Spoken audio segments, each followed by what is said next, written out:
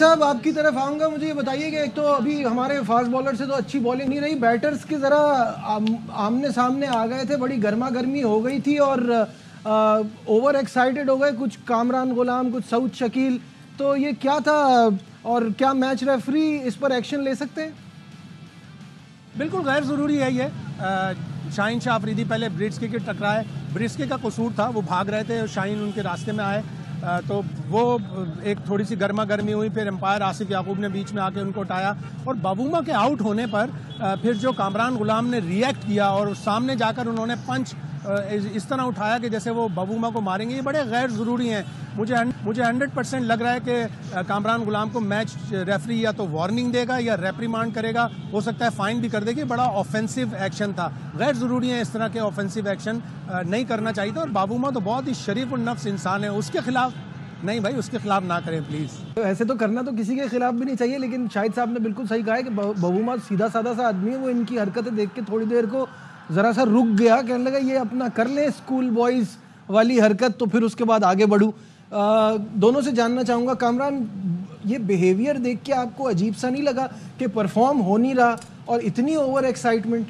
देखिए I don't know क्या, लेकिन मुझे भी थोड़ा सा अफसोस हो रहा था। जैसे कामरान गुलाम ने आके किया, वो जा रहा आउट हो गया, उसके आगे आके पंच कर रहा है, फिर सऊद शकील जैसे आया आगे आगे खड़ा हो गया। देखिए आप कर सकते हैं लेकिन इतना क्लोज नहीं आ सकते बॉडी के साथ। फिर आप देखिए ब्रिक्स जैसे रनिंग कर रहा है तो शाहीन उसने अपने क्या नाम है एंगल चेंज किया, उसकी तरफ गया, तो ये मेरे ख्याल से एक्सेप्टेबल चीज़ें नहीं है।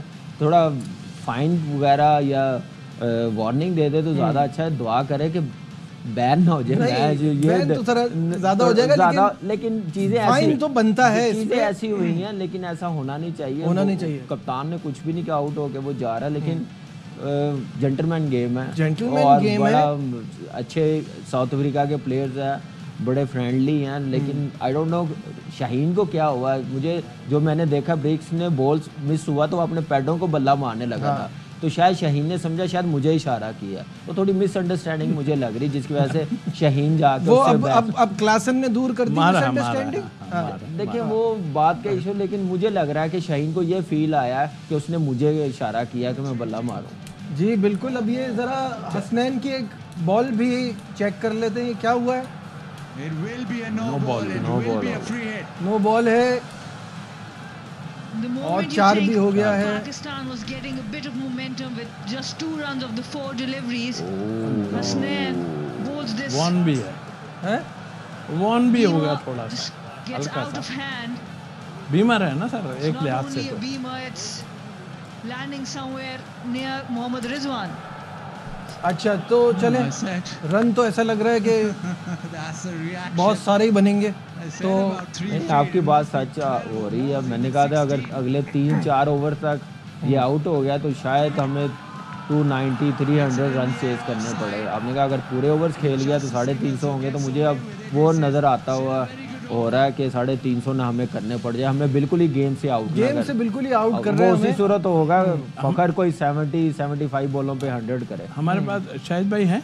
नहीं शाहिद भाई, हाँ जी शाहिद भाई, मैं इससे हट के हम तो अभी ये चीज़ें तो हम अभी और भी टाइम मिलेगा हमें बात करने के। रऊफ की इंजरी हमारे पास से हुई, लेकिन ये चैंपियंस ट्रॉफी शुरू होने से पहले सारी टीमें जो हैं वो इंजरी का शिकार हो रही हैं, और ख़ास तौर पे मुझे ऑस्ट्रेलिया पे ज़रा काफ़ी वो हो रहा है कि उनके तो फास्ट बॉलर सारे ही गिर गए। तो कुछ इस बारे में बताएं शाहिद भाई। इंजरी लिस्ट बढ़ती जा रही है। आज शॉक लगा ऑस्ट्रेलिया को और दुनिया भर के फैंस को। मिचेल स्टार्क ने चैंपियंस ट्रॉफी खेलने से माजरत कर ली। उन्होंने बताया कि उनकी ज़ाती वजूहात हैं और ये ज़ाती वजूहात यकीनन IPL होंगी, जहां उनका $1.2 मिलियन का कॉन्ट्रैक्ट है।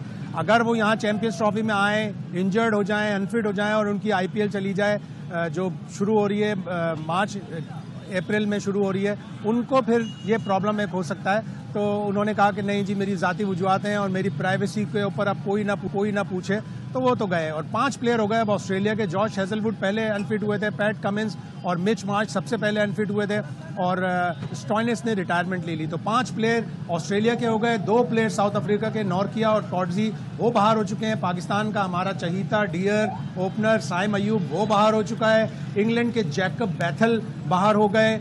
और अफगानिस्तान के एम गजनफर जो नए स्पिनर 18 साल के, वैसे 18 साल मानने को दिल नहीं करता, 18 साल के हैं वो बाहर हो गए।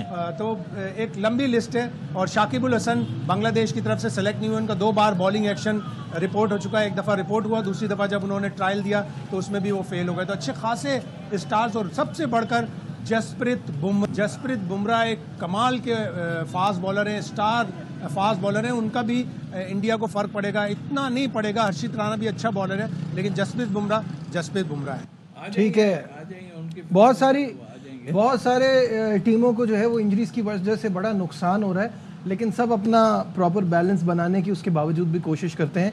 यहाँ लेते हैं एक छोटा सा कमर्शियल ब्रेक से वापस आएंगे। डिस्कशन जारी है, कहीं मत जाइएगा, विल बी राइट बैक। सही बात, हमने तो नहीं कहा था कि आप अपने प्लेयरों का कैरियर खराब करें, टीम से साइडलाइन करें, इशू बनाएं बिला मकसद के। जो इशू आपने बनाए हैं, आप एक्सपोज होते थे क्योंकि आपकी जगह नहीं बनती थी।